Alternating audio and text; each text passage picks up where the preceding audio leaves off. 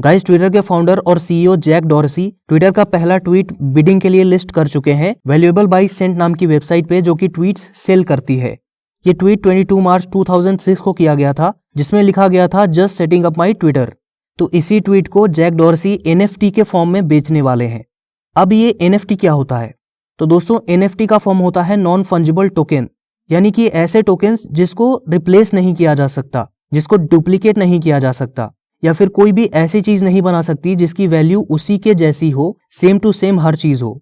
जैसे कि मोनालिसा की पेंटिंग अपने आप में एकदम यूनिक है और वो लियोनार्डो डा विंची के द्वारा बनाई गई थी। तो आप चाहे मोनालिसा की पेंटिंग को कितना ही एग्जैक्ट हूबहू कॉपी कर दो, उस पेंटिंग की वैल्यू मोनालिसा की पेंटिंग की तरह कभी हो ही नहीं सकती। या फिर कोहिनूर डायमंड की तरह आप जितने ही नकली हीरे बना लो, उनकी वैल्यू कभी भी कोहिनूर डायमंड के जितनी नहीं हो सकती। और उसी तरह से NFT भी होता है, लेकिन NFTs जो हैं वो डिजिटल आइटम्स के लिए यूज किए जाते हैं। अब जैसे कि एज एन एग्जांपल इस ट्वीट को हम लेते हैं, तो इसको कोई भी कॉपी कर सकता है, क्योंकि डिजिटल वर्ल्ड में चीजों को बहुत इजीली कॉपी कर लिया जाता है।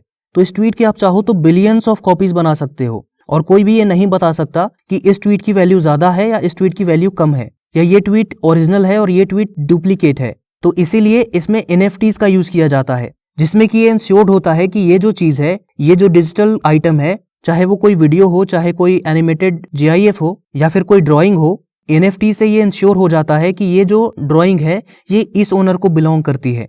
और इसी टेक्नोलॉजी का यूज करके जैक डॉर्सी भी अपना ट्वीट बेच रहे हैं।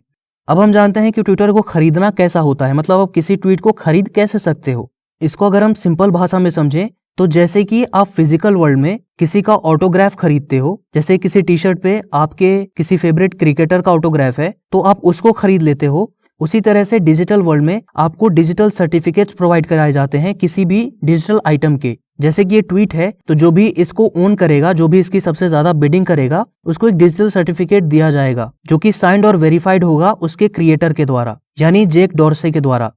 तो दोस्तों, इस ट्वीट को खरीदने के लिए बिडिंग स्टार्ट हो चुकी थी और कुछ टाइम में ही इसकी बोली $80,000 पहुंच चुकी थी, और उसके कुछ वक्त बाद ये $2 मिलियन तक चली गई थी। और फिर एक टेक एंटरप्रेन्योर जस्टिन सन ने $2.5 मिलियन की बिडिंग कर दी थी।